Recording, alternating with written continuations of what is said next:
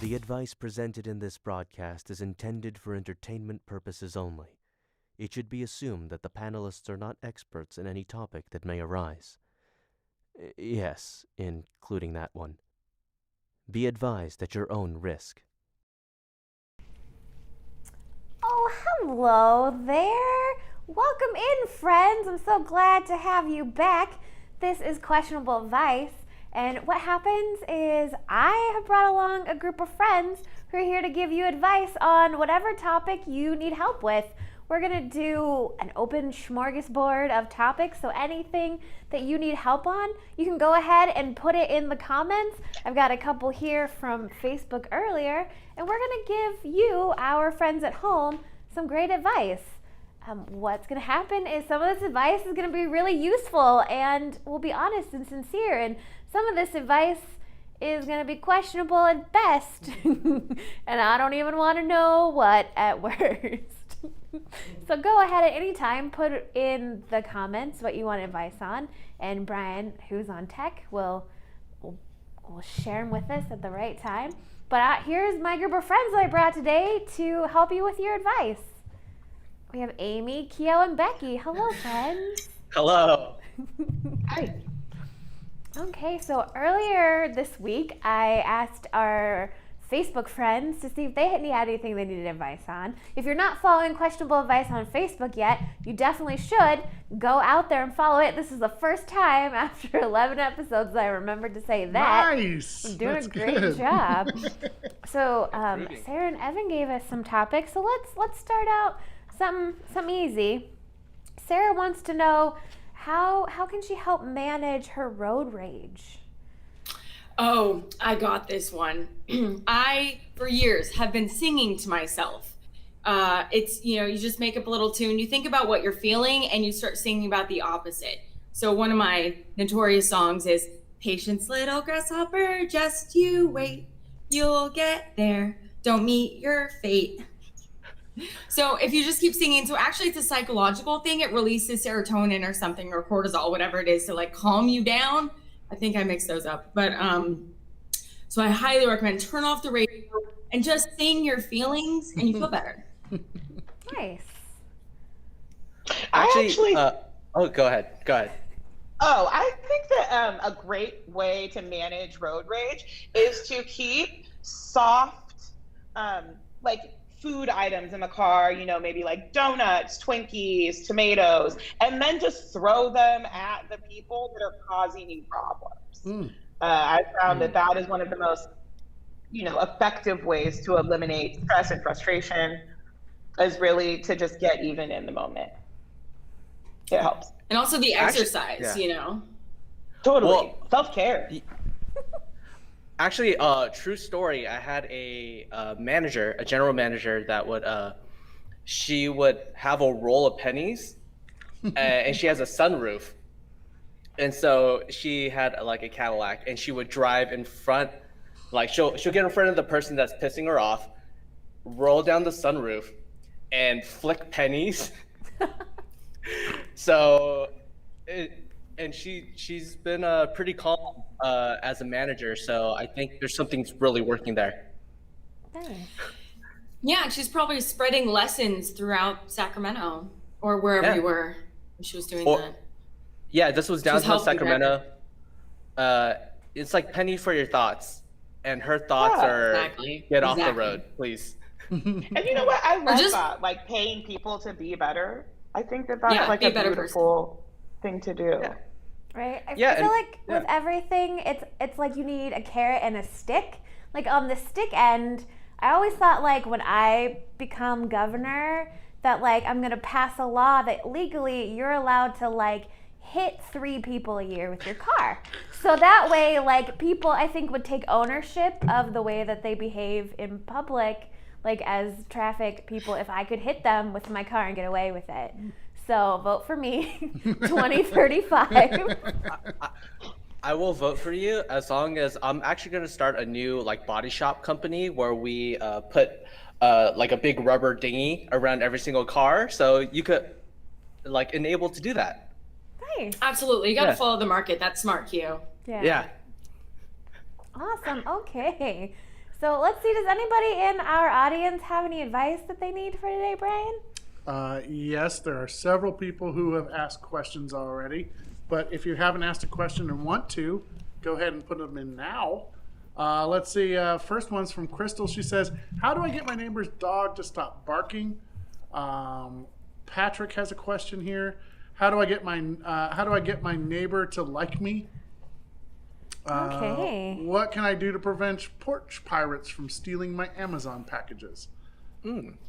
So there's a couple there, and then I can go back later on and get some other ones. Well, Okay. because Crystal had another one too. She said, "I'm single. How do I meet a nice guy during COVID?" Okay. And Roy Dunk says that she missed the comedy spot because we've been off for the last couple nights. We're back. Everything's good. Roy Dunk, everything's fine. I won't miss any more days, I swear. You could miss days. It's fine. No, I can't. For yourself. No? Okay, never mind. Nope, I will not. Take this advice and go over there. Chuck it out the window. Yeah.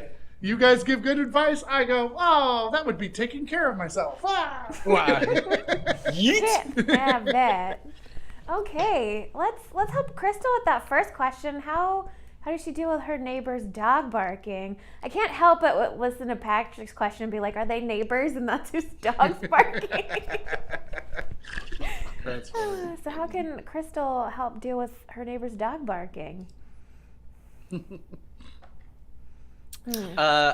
Well, okay. No, ahead, please Keto. do. All right. Full disclosure, I do not have a dog, and I don't live. Actually, no. I think a good way is I was actually talking to a good friend about this. Is communicate with the neighbor. There's several different situations where, like, maybe the dog is having separation anxiety, or if your neighbor is like leaving the house. So I think an empathy first approach would be really helpful. So either write a letter or just say like, hey, I noticed that there's some issues, or not as aggressive as that, but like, hey, the dog's barking and I'm worried about, its safety. So does it have separation anxiety? Is there a certain way that I could visit the dog to make sure it's doing well, and then take the ball from there, right? So just come in with like a lot of empathy and try to work with the neighbor to get the dog to stop barking, because the problem is not the dog barking, it's the environment that the dog's in that causes it to bark. Absolutely, Keo. I completely agree. Also, what works or could work very well is bribes. Give the dog all sorts of treats. Go give it all the scritches it wants and just shove dog treats down its face. And also try doing this like when you're on the other side of the fence, so it can like hear you and then think, oh, treats, instead of like, oh, barking. So bribes, typically the way to go. Nice. I think to tack on to that, a great option is gifting your neighbor a second dog. I actually think that might help eliminate some of the loneliness. Then the dog will definitely feel like it has company and a friend to spend time with and bond. Actually, and then, maybe tack on like a mistake of the month club. Yeah. And on top of that, why don't you just be the dog's friend? Like, just take the dog, because it won't bark because you're next to the dog the whole time. Instead of getting the dog a friend, just be the dog's friend. That's great. That's love great that. advice. So I think the answer is kidnapping the dog. Right. Yeah. Yeah. And then it's probably going to need some dog friends, right? So you've got more than one neighbor. You can just make your rounds. Start a kennel. Yeah.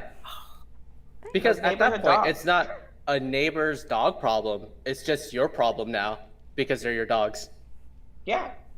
Yeah. Awesome. I think that's some great help for Crystal. Well, that's good. I look forward to coming over and petting all your dogs one day. Definitely. Okay. Dayna, I have to jump in really quickly. I did something stupid today. Actually, just recently. Someone contacted me about buying a table from the comedy spot because we've replaced the tables, our old tables, with newer tables. And I told them they could come here at 8 o'clock and I would help them out. but that is squarely in the middle of your show.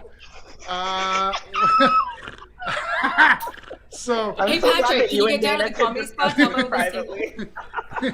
yeah, Patrick, get down here quick. No, I Patrick! think if he You're our can, that hero. would be great. But if he can't, what I'm going to do is I'm going to put you on this view, and everything should be fine. You'll just, in fact, you can even move over here and you can look at the comments on the screen. Okay. Okay. Well, I Right? have plenty of You should- things from Sarah and Evan, so I won't use them until I have to. You should just get the person on the show. You buy a table, you get on a show for free. Right. I can't wait Good to deal. hear the table be moved. That's what I'm the most excited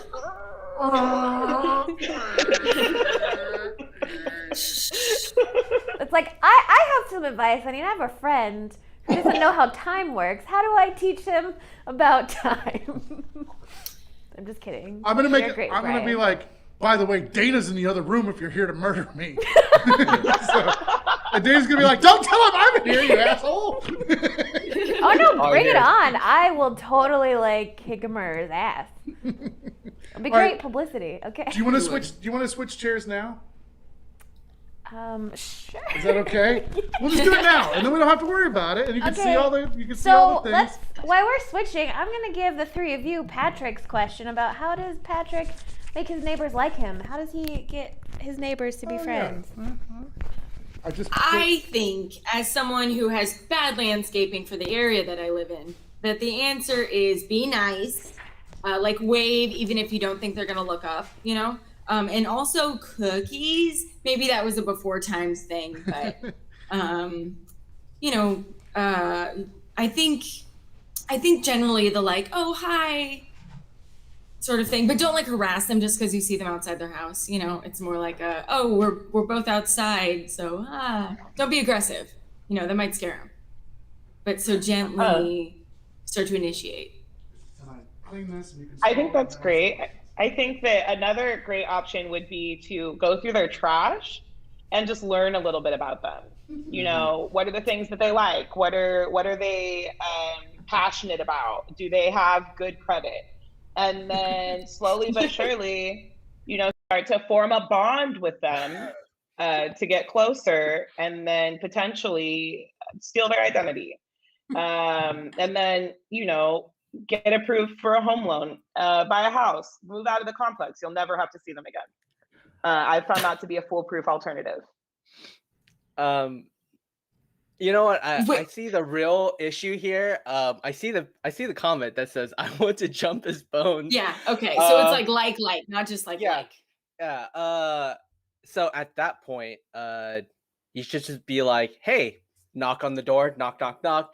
I got this bottle of wine. You know, like I went wine tasting the other day. Silly me, I can't finish a full bottle. Would you like to come over and partake?" If that doesn't work, if you don't like the direct approach, just be the coolest house on the block. I'm saying like play house music in the middle of the day, even when you leave for work. That way all your neighbors are like, yo, this house is a party house and I want to be their friends. And you just like stunt so hard. Not only music during the day, get your dogs barking, give them a reason to approach you first. You know, if you want to play hard to get, put all this stuff out there and then make them come to you. So, yeah. Ooh, like maybe give them a gift that requires something that they have to ask you for. Mm-hmm. Ooh, that's a good one. You know, like one you of those could also- mason jar cookies that needs like milk, and then they have to ask you for milk. Or constantly give them jars that are too hard to open, so they have to come back to you. Yeah. And you're That's just great. like, all right, open those jars. Absolutely. You could try a little more of a classic approach with some, you know, maybe an outfit of some sort, maybe a firefighter hat. I don't know, a box of pizza. Like, just see what happens. You know, knock on the door, see if they had a delivery. Maybe they'll get the hint that way. You know. Yeah. And they'll be like, "Oh my gosh, my own porn." Yeah, and you're just like, did someone order extra sausage? And you're just like in velour suit. Why not? That's hot. I mean, I've seen Yeah, that should work. some of the stuff Patrick has when he does like strip prov. You've got some outfits that would entice your neighbor. Ooh, one of those onesies, Patrick. Oh, that'd be good. Okay. I have the power now, so I can put the comments. So, Roy Dunk says that she wants to buy stuff off of Craigslist, but is afraid to meet a stranger. How can Roy Dunk stay safe? Oh, a great way to stay safe when purchasing things off of Craigslist is setting up for the transaction to happen in a place that feels very safe. Public library, parking lot. I used to, whenever I would buy or sell things when we still lived in Roseville, I used the 7-Eleven parking lot because it was off of a main street. Anywhere that is highly populated, YMCA parking lot, like medical offices, things like that, are very good spaces where there's a constant flow of people where you can scream and someone will help if things feel not safe.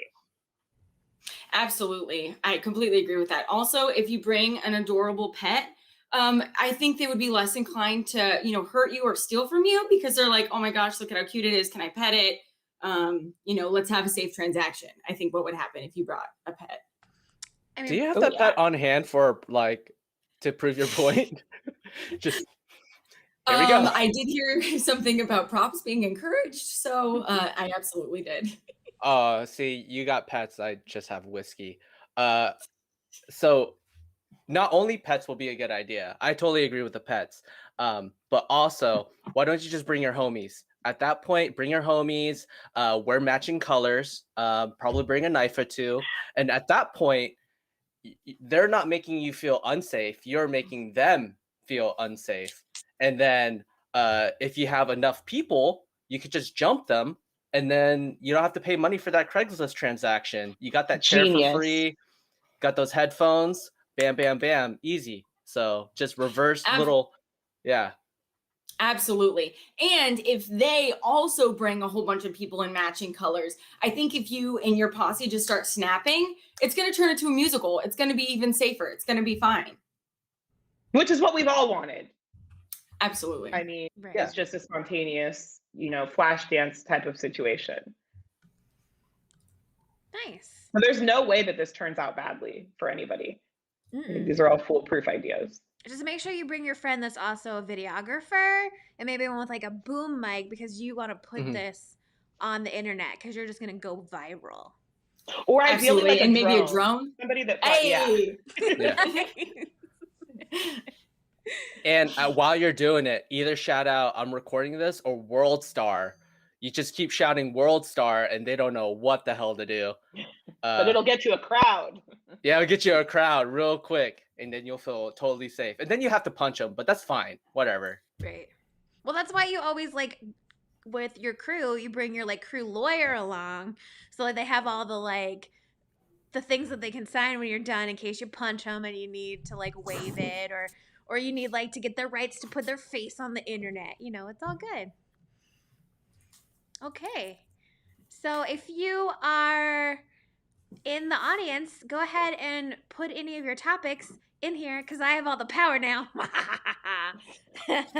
And I am going to go to one of the questions that Evan gave us on Facebook yesterday. And the question is, Evan wants to know if he should meet his childhood heroes. No. Absolutely not. I don't recommend it.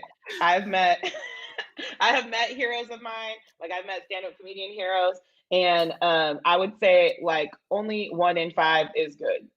I don't recommend it. Pave your own way. Let the inspiration be from a distance, and just think of them very fondly. Don't seek them out. And while you're at it, just look in the mirror every morning when you wake up. Words of affirmation. Just be your own hero. Honestly, at the end of the day, you could get inspiration from other people, but I think trying to adopt and cultivate that personality of inspiring yourself, you get to meet your hero every day after a while, right? So, wake up in the morning, look yourself, and you could do it. Be your hero. Right. Well, maybe what you need to do is become your hero, whoever that person is, you become them physically, dress up, maybe move into their house, treat, all of their friends and family like they're your friends and family, because after a Mhm. while, you're just gonna brainwash them into thinking you're that person anyway. And then you don't need to meet them. You are them now and can live their life and they can go be you. Absolutely. Yeah. And all the best parts of them, it really seems like living in their house. It'd be great if you could go through their garbage. We talked about that earlier, I think. And maybe get some of their DNA. Maybe you could get hair plugs of their Mhm. DNA, and then you actually are physically them.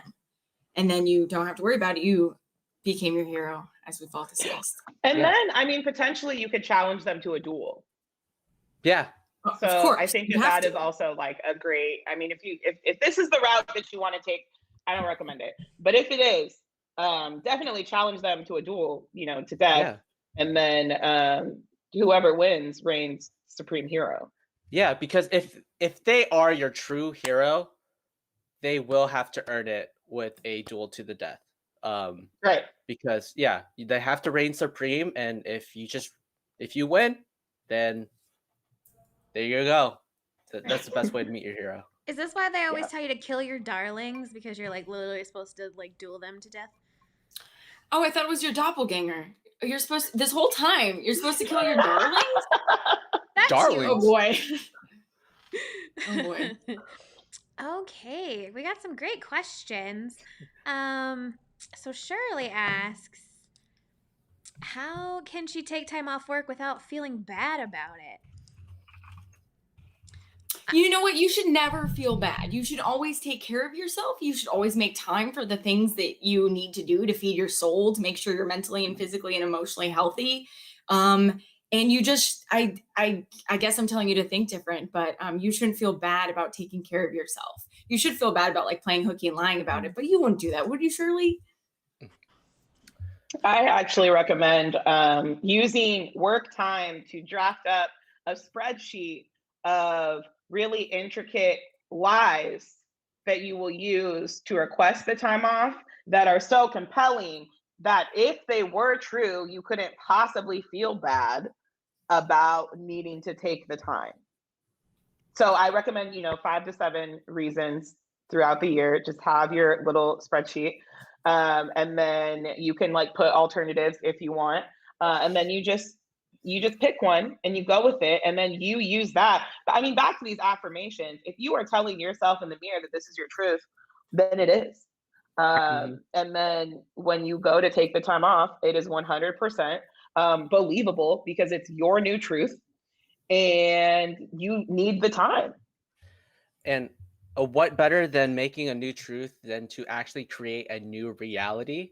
At this point, it depends on your work situation. I'm thinking if you have a common place, like the break room, right? You bring a bunch of cupcakes and cookies.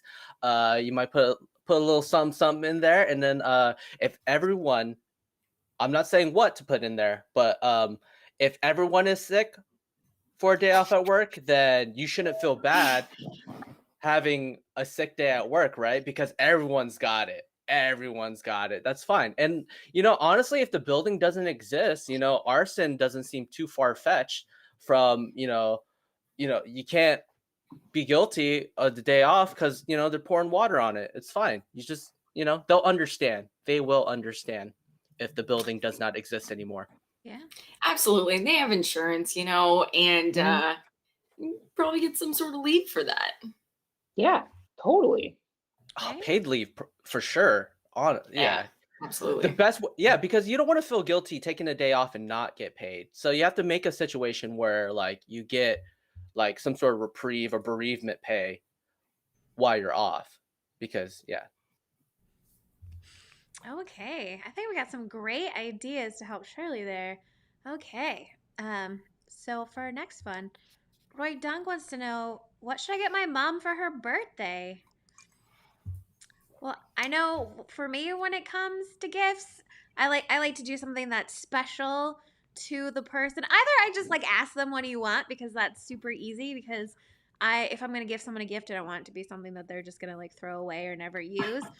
But otherwise, what's something that they really like an activity they like to do, or a show that they like that you can get some swag from, or just something personal. Because I feel like gifts that show that you pay attention to that person and that like you care about them enough to give them something like meaningful for them. That's sort of always the way that I want to go. That's not specific, so you'll have to think about it, but that's sort of what I like to do. Yeah. So also you could think about her, but you could also think about maybe something that she just kind of likes, but something you really, really like. So then, when she moves or something, and she's like, "Oh, what do I do with all this stuff?" And you're like, "Oh, I guess I'll take that thing that was really cool that I wanted." So think of something you want and get her that. Yeah, I think to be just a little bit more specific, I think as we start to age, there are oftentimes some feelings of complacency, right? So I think that a gift that really like brings back the zest for life, like maybe like skydiving lessons, I think would be like a great gift for mom. You go together.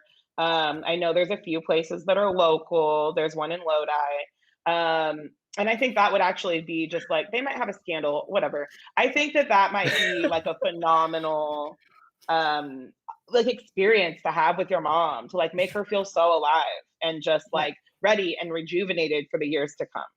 Dude, honestly, like bringing that spice back into life is such a key factor in a good gift.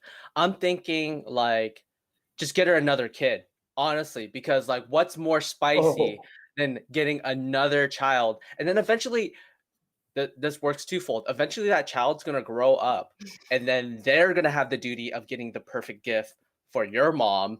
And, since, you brought them into the world for your mom, like they'll take care of the future gifts. It's an investment opportunity is what I'm saying.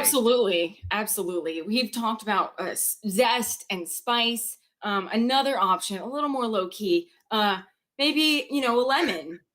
You can zest it, you can juice it. And also you can find them for free in trees all over town. So, affordable. And I think your mom would appreciate that. She probably, wants you to worry about your future finances and stuff too. And you also really could, spice, zest. Another thing that we forget about moms is that before they were moms, they were women, right? And women have like spice and have needs. I'm thinking a trip to Vegas for strippers, just lots and lots of strippers. And you should go with your mom, because nothing is like mother-child bonding than like watching your mom be stripped upon. I think that would be a very important life experience for the both of you. Yep. I Really love gets your heart that. pumping. Yeah, I love that. You could both be covered in glitter. Yeah.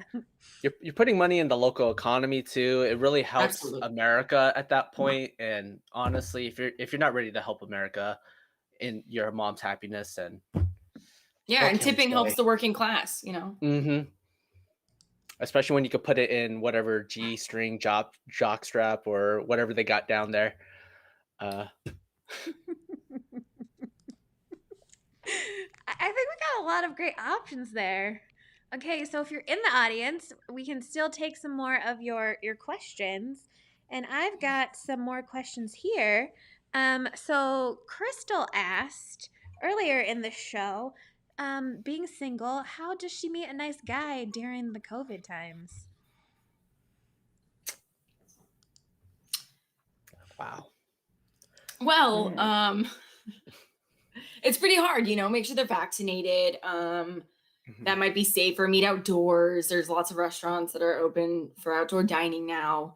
There's all the apps. I kind of think you kind of have to do the app dating. You can't just walk up to someone in a library because libraries aren't open. So you could also start an OnlyFans page and look at your comments and see if maybe one of those guys you would want to start dating, because they obviously like you. So. And I think at that point, sorry. Yeah, just, at that point, that's like the most fulfilling relationship dynamic that I've had so far in quarantine is just starting my own OnlyFans page. It's directly linked to my income. So honestly, like that's the only real connection you could get right now is paying money, and all you have to do is pose a little bit, like, well, nothing too wrong, sliding into the DMs. nice people. I always consider whoever gave me money are good people in the first place. So that's a start. I actually think that the best thing to do is to reflect back on past relationships. So I think going back to maybe exes that you have that might now be single, because they've had this whole pandemonium to like work on themselves in solitude. So they have to be better than they were. So like whatever, wasn't working out before, they've surely addressed, they've had so much time. So I think it's time to like go back and really just try to work it out with one of them or a few. Keep your options open. Yeah, and life is too short for this whole long paragraph of just like putting out your feelings and explaining your situation and this, that, the other. Honestly, when you text your ex, all you have to do is 3 letters. WYD. What are you doing? Check them out. Yep. 2 a.m. Yeah. They ain't doing nothing. Hanging out. There you go. Life is too short. And maybe if you don't have a ready supply of exes like some of us, you should really embrace the technology and the the online thing that we do nowadays, but like in a different, innovative way.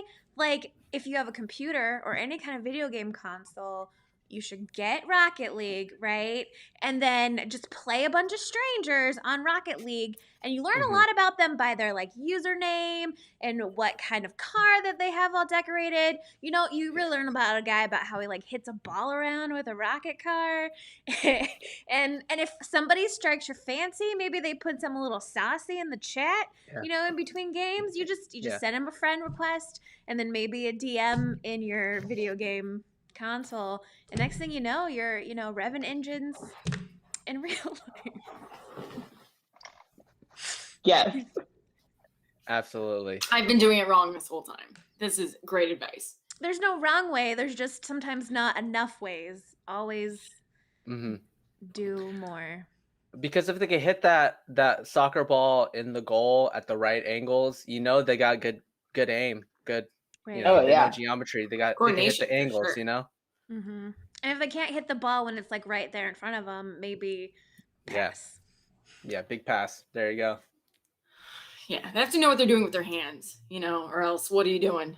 Right. And you gotta get that hand-eye coordination. It's very important that you can like look at something and touch it at the same time. And touch it like right, so that it does what you want it to. You get some good like thumb skills too. I mean, you can do a lot of things with some flexible thumb. Absolutely. Okay. Again, if you're in the audience, go ahead and throw some things. I might have missed some stuff because I've never done this before. If you have anything you need advice on, go ahead and throw it up in the comments. If I missed it, you might want to put it back because I'm lost. Yeah. Okay. Yeah, thanks for all your questions so far. Yeah, thanks everybody. Loving them. Wow, they've been great. I'm actually like learning a little bit about myself. Just hearing all of this. Absolutely. It just makes a lot of sense. Nice. Evidently Patrick's here. If you saw me looking sideways, he showed up. Oh, okay. What a hero. Right? So, Shirley Ward wants to know workplace romance, yes or no? And I would like to come in on that with a solid no, because you watch TV and you think it's all going to be like cute, like you see on like The Office or whatever. And you know what? Sometimes you won't even get there. You'll try to get there and it like won't work out, or you do get there and then it's awkward and painful. Sometimes like companies have rules that like you will lose your job if you have a romance. Like the odds of having a successful office romance are better than like when dating The Bachelor after you get picked at the end, but like those are bad odds anyway. I looked it up one time. I think something like maybe 20-30% of all office romances are successful. So like you don't want those odds. You don't want to shit where you eat. Like, let's be real. I feel like yes, but also I think it's important to consider where the workplace is. Mm-hmm. Because I think like if it's your coworker and you work together at Applebee's, that might be very different than like somebody that you work with in like a giant like financial company or like at like a Kaiser Permanente hospital where like you're, you know, alternate shifts, like different departments. So maybe you just like, you know, flirt at the coffee stand for years and then figured it might be a good idea. So I think it really depends on like what industry are we talking? Are we talking this is like a dentist office of like 7 people? Or, you know, or is everybody working remote? Working from home sort of matters too, I guess. I don't know. Well, I don't know because I mean I work from home for a different company than my boyfriend does, and so we're coworkers, but not really. But we work and have sex, and things are fine. That's not the same. Brag about it. I just wanted to brag. Yeah, That's all right. that was. Congratulations, Becky. Thanks. Things are good over here. I would just like to say for the record, I have never had an office romance. That's why I hate them. And they have, and some of them have to be successful, like Charlie and Kareen. So I don't hate on that, and I'm sorry if I offended you. So maybe no, maybe that's a smart thing to do, but also maybe yes. Like, okay, so 20 to 30% is the stat you read apparently, right? So if you had a 20 to 30% chance to win the lottery, absolutely take it. Are you crazy? Every time. So, you know, do you care about love or do you care about career? You really have to look into yourself and ask what's important to you. And if it's love, you know, shoot your shot.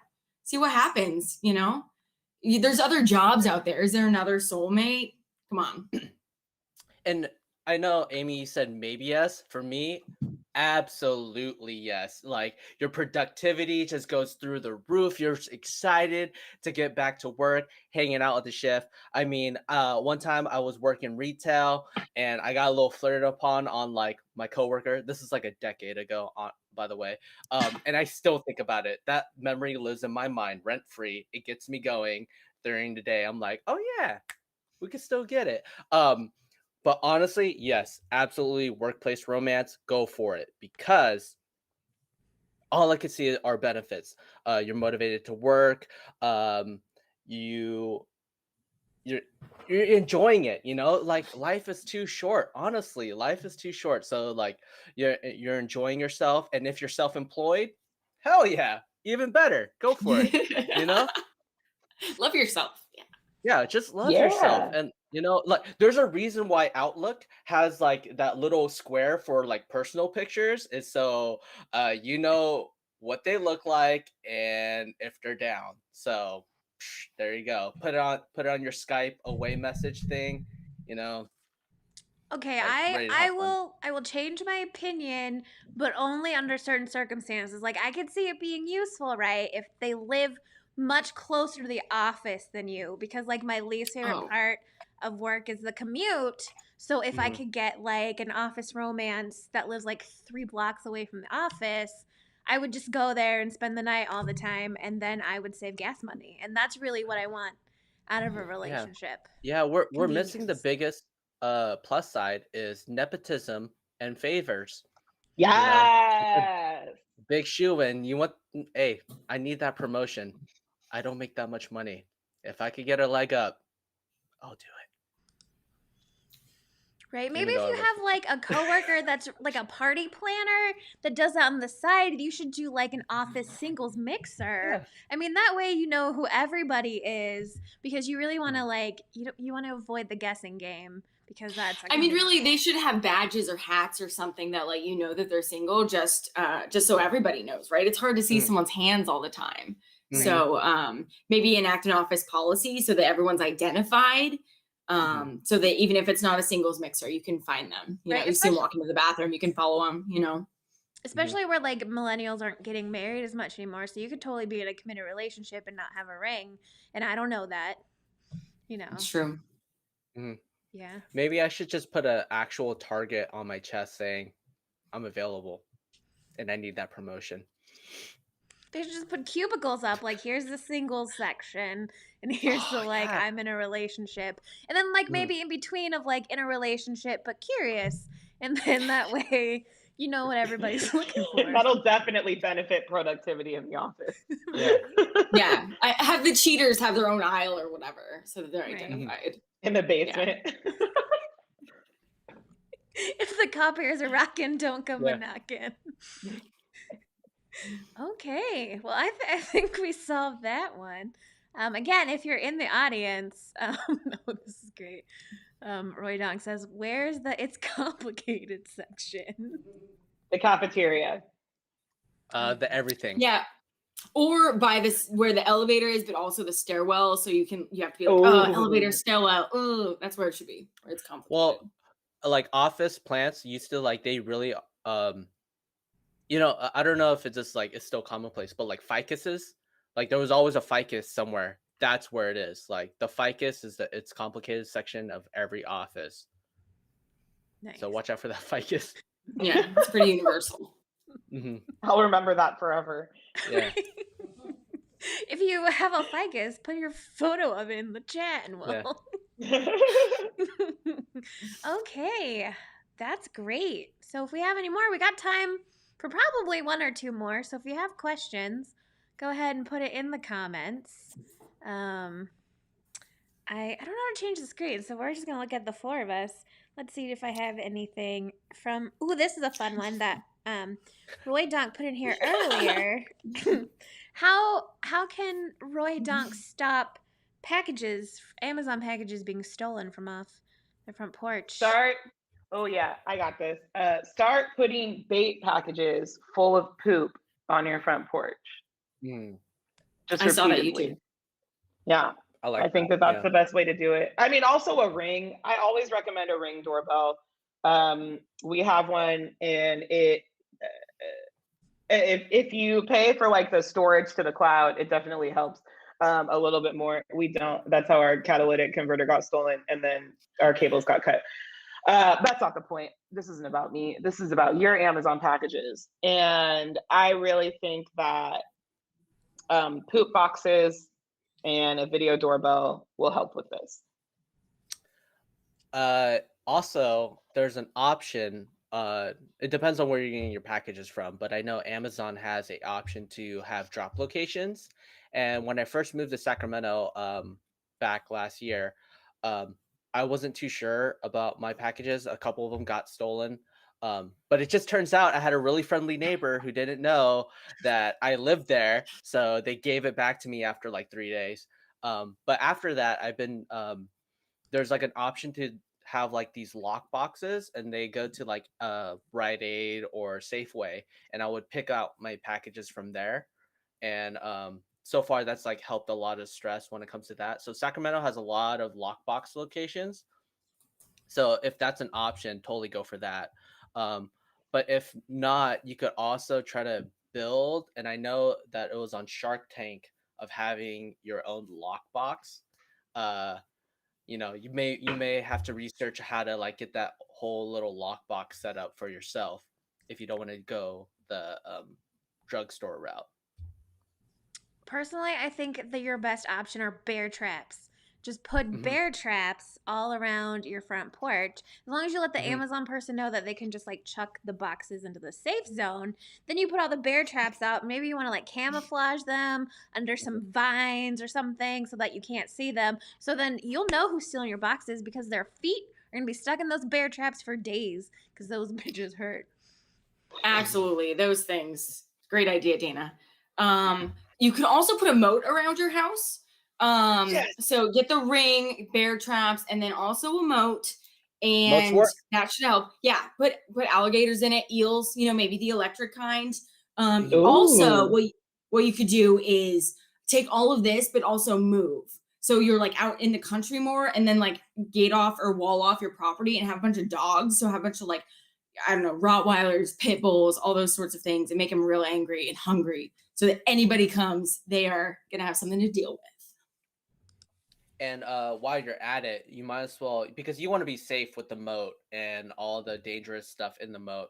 I suggest constructing a drawbridge And when the packages come, you have a megaphone going, "Who dare you into my realm?" And then you draw the bridge and get the package. And anyone else who wants to have to say, have to have to ask for permission in a medieval accent, and like, oh, Lancelot approaches or something like that. So you need a drawbridge and maybe some archers to ensure the safety of your fiefdom. I don't know. Yeah, and you might also need archers like where the Amazon guy like would come up. So have the archers protect the Amazon guy from all your dogs and bear traps and alligators. Because you still want your packages, right? We don't want to harm the Amazon guy. That's the whole reason we're doing this, is because we love what he brings us. Right. You'll definitely need like an across the street contingency because you need your close up safety, but also you're far away. So what you need to do is like ask your across the street neighbors to move out and move a sniper in, so that what happens is that the sniper will just sit 100%. there all day looking through the little tube thing that they have on their Scope. gun. There we go. And they'll just, shoot the people as they come to steal your Amazon packages. I feel like that way you have someone guarding your six all day long. And you have to only hire snipers that are named James Bond because they have a license to kill. Jimmy is also acceptable because his name's probably James. Yeah. Okay. Yeah. Jimmy Bond. If his Christian name is James Bond, then it's you're fine. Nice. Even a Joseph, why not? Close enough. Joe Bond. Okay, so I think we've got time for one more. So if you are in the audience and you got one really good one, I know we got it in here, everyone. One more thing, and then we can send you off into the world to do all the things that we told you to do. Just kidding, because please don't do There's it. a disclaimer. They heard the disclaimer. We're comedians. Okay. Just gonna, there's always a lag. Brian is so much better at this of fill in the space. I'm just gonna dance. Yay. Should we coordinate something? Or? Yeah. I'm the Y.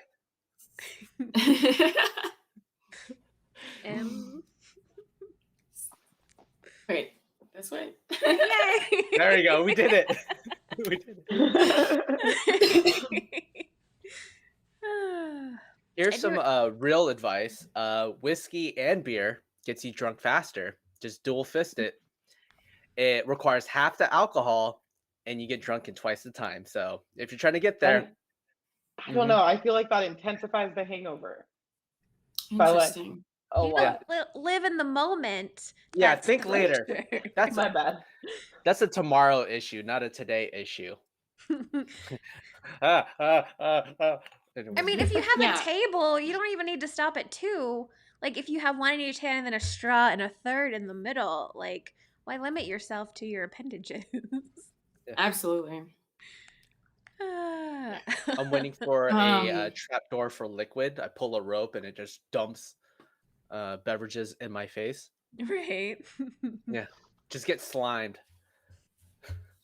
Yeah, it also sounds like Keo could use like one of those beer hat things, but like have room for fifths. So it's like whiskey and the little straws. So you can like choose which whiskey he wants to sip on. Oh, yeah. Oh, my goodness. I want that in my life so I could just wear it during my next Zoom meeting over pro ops meeting and stuff like that. That'd be great. Oh, don't mind me. It's coffee.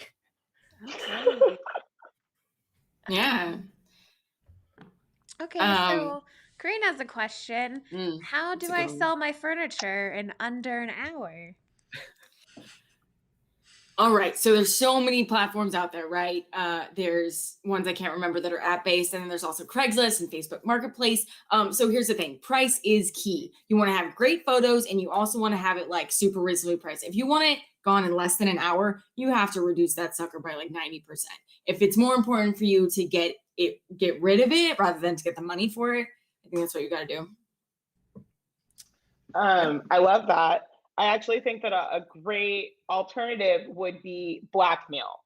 I imagine that you have a lot of shit on some people. And so I think the best route would be to go to those people and let them know that for the humble price of whatever it is that you want for your furniture, you can provide them a piece of furniture and also the security of them knowing that no one will know their business. So I do think that if you're trying to do it quickly, blackmail is key. Yeah, and if speed's the issue, I think we should reevaluate the definition of selling. At this point, I am enacting a new trend, if you will. It's called reverse mugging. So what I do is I hang out in alleyways and bring my end table, and instead of mugging people for their stuff, I just give them the end table at knife point. So if speed's the key, you just hang out in alleyways with the things that you're trying to sell, and make the transaction happen that way. You really take it in your own hands, and knife and other stuff. So yeah, people actually do this, especially during Great Harvest with like zucchini or tomatoes or whatever, that they force things upon you. So I think that's a really good call, Keo, especially if you can also take their wallet. So you give them the end table, you take their wallet, so you're still getting paid. And bam, you sold your furniture. Wear gloves though, so they don't have fingerprints. Yeah. I think to kind of like, I love that idea, but I worry that like you're risking that the person's not going to have enough money. So maybe you should just like take your furniture to the bank and do sort of like a bank robbery exchange where you're like, I will take what's in your cash drawer and you can have my ottoman. And then that way the next person to come to the bank has a nice place to sit, and you get guaranteed that there's enough money to cover the cost that you want. Yeah, absolutely. And that should be quick, right? It's not like you're going to have to wait for them. Right. And through a loophole in the prosecution system, you're not doing a bank robbery, you're doing a bank trade, and you're forcing a lien on your property in exchange for goods and for exchange for currency, right? So you can't be tried as a criminal for doing a bank robbery. You're just doing a trade. So it saves you legally. Yeah. And maybe don't use the word robbery ever. No. Yeah, you go in with the gun, you're like, this is a bank trade. Please take my furniture. Right. Yeah. Okay. Well, I think we've reached the end of the show. So I just want to say a big thank you to Amy, Keo, and Becky for joining me today. You were all so great, and thank you for giving us some fun advice. And I'd like to say thank you to everybody in the audience for watching today and putting in your comments and your questions. Hopefully you saw enough of your comments. I'd like to thank Brian for like 10 minutes and then Dayna for the rest of the show for doing that. We would like to thank Dayna. I'm just kidding. We love having Brian around, and I hope he sold all the furniture so we can buy the furniture that we need so people can come, because the outside's going to be opening soon, and that's very exciting, and we're really excited about that. Oh, and if you haven't done it already, tomorrow is the first night of the movie challenge. A bunch of cool people. We got 33 movies. They're going to be starting tomorrow night at 8 o'clock, and then also on Saturday there's more movies. A bunch of your favorite people and then me also have movies in the challenge, so please come and watch. We've also got people from like New York and places that we don't even know, the people that came to make movies, so please come watch it. It's gonna be super fun. This is my rambly plug. We love you. Have a good night. Now Brian has to come over and shut this down. I don't know how to shut down the show. So here comes Brian to turn it off. Well, first of all, I'm gonna hang I up got my 'cause money I'm gonna go for the eat dinner. table.